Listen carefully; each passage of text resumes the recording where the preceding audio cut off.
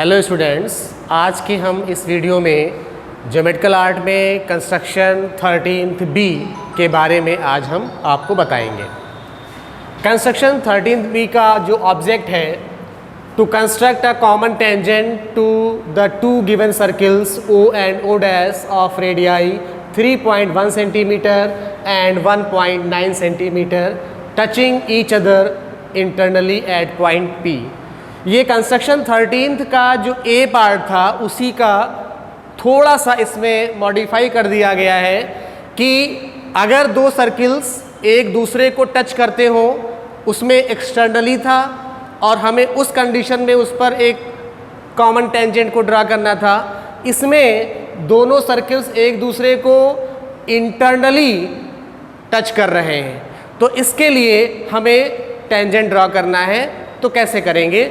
सबसे पहले हम आते हैं, इसका जो ऑब्जेक्ट है उसके अकॉर्डिंग हमें क्या गिवन है पहले हम उसे नोट कर लें। क्योंकि गिवन से अर्थ आपको इस चीज़ का ध्यान रखना पड़ेगा बोर्ड एग्ज़ाम में भी कि जब भी कोई क्वेश्चन आपको दिया जाएगा तो क्वेश्चन में आपको पूरा प्रश्न नहीं उतारना है।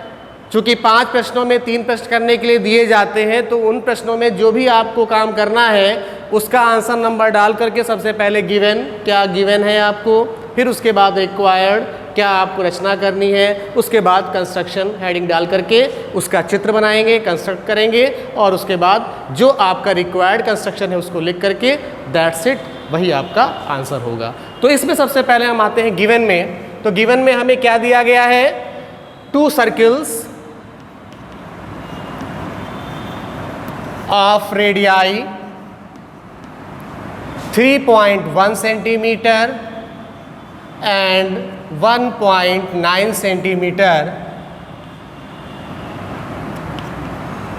Touching each other internally at P। यानी 2 सर्किल्स जिनकी रेडियाई 3.1 और 1.9 सेंटीमीटर है, एक दूसरे को P पर इंटरनली टच कर रहे हैं। ये हमारा हो गया गिवन। फिर उसके बाद आते हैं हम रिक्वायर्ड, हमें क्या रचना करनी है, क्या कंस्ट्रक्शन करना है। तो ये आपके ऑब्जेक्ट में शुरू में ही लिखा हुआ है, to construct a common tangent to the 2 given circles. तो आप इसको नोट कर लें, टू कंस्ट्रक्ट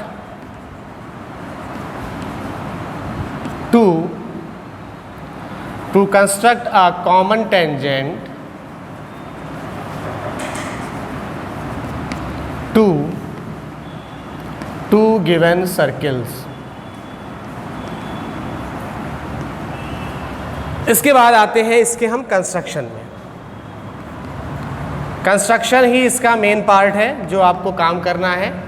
तो सबसे पहले हमें O और O डैश जो सेंटर्स दिए गए हैं वो अकॉर्डिंग टू रेडियाई 3.1 और 1.9 सेंटीमीटर के अकॉर्डिंग दिए गए हैं। तो पहले आप 2 सर्किल, एक 3.1 सेंटीमीटर का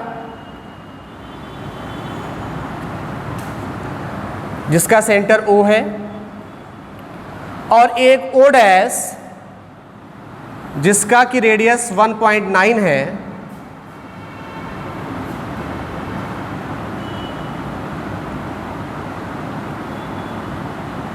इसका सेंटर O डैश है। ये दोनों एक दूसरे को इंटरनली पॉइंट P पर एक दूसरे को टच कर रहे हैं। अब आते हैं, अगर दोनों सर्किल्स एक दूसरे को पॉइंट P पर इंटरनली टच कर रहे हैं तो हमें इस पॉइंट पर एक कॉमन टेंजेंट ड्रॉ करना है। और इस कॉमन टेंजेंट के लिए सबसे पहले जो सेंटर्स हैं उनको ज्वाइन करते हुए हमें इस पॉइंट P तक की उसको लाना होगा। और उसके बाद इस कॉमन टेंजेंट के लिए हमें पॉइंट P पर एक राइट एंगल बनाना है।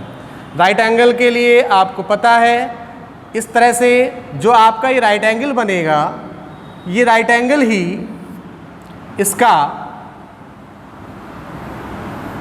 वह रिक्वायर्ड कॉमन टेंजेंट के रूप में जो आपको ड्रा करने के लिए बोला गया है वह यही टेंजेंट है। इसका नाम आप रख सकते हैं, suppose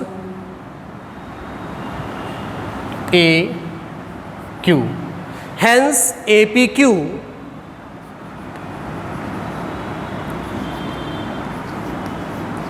is the required common tangent. इस प्रकार से जो APQ है वह अभीष्ट एक तरह से अनुस्पर्श रेखा है जो दोनों वृत्तों पर बिंदु P से होती हुई जा रही है। तो एक बार इसको फिर से समझ लें कि जो आपको दिया गया था दो अलग अलग त्रिज्याओं के वृत्त और जो एक दूसरे को अंतः स्पर्श कर रहे थे बिंदु P पर, हमें उस बिंदु पर एक कॉमन टेंजेंट ड्रॉ करना था, जिसके लिए हमने दोनों त्रिज्याओं को लेकर के O और O डैश केंद्र के अनुसार दोनों हमने वृत्त खींचे। उसके बाद ये दोनों चूंकि बिंदु P पर स्पर्श कर रहे थे, बिंदु P पर स्पर्श करने के कारण हमने O और O डैश से जाती हुई बिंदु P को मिलाने वाली एक रेखा खींची और इस रेखा पर एक हमें समकोण बनाती हुई रचना की। यह समकोण बनाती हुई जो रेखा है, चूंकि वृत्त के केंद्र से जाने वाली रेखा स्पर्श बिंदु पर सदैव लंब होती है, तो इस प्रकार यह जो हमारा APQ है यही अभीष्ट स्पर्श रेखा है। थैंक्स।